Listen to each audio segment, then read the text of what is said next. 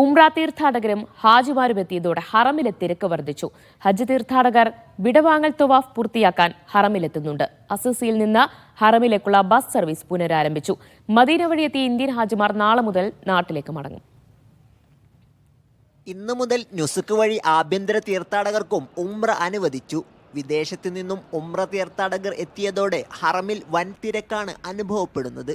മക്കയോട് യാത്ര പറഞ്ഞുള്ള വിടവാങ്ങൽ തവാഫ് പൂർത്തിയാക്കാനായി ഹാജിമാരും ഹറമിൽ എത്തുന്നുണ്ട്. ഹജ്ജിന്റെ തിരക്ക് പരിഗണിച്ച് നിർത്തിയ ഇന്ത്യൻ ഹജ്ജ് മിഷൻ അസീസിയിലെ താമസ സ്ഥലത്തു നിന്നുള്ള ബസ് സർവീസ് ഇന്ന് പുനരാരംഭിച്ചിരുന്നു. ഹാജിമാർ മടങ്ങുന്നതുവരെ 24 മണിക്കൂറും ഹറമിലേക്ക് ബസ്സുകൾ സർവീസ് നടത്തും.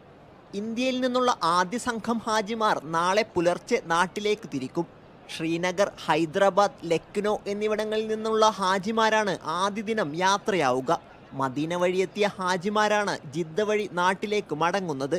Sabith Saleem, media 1, Mecca.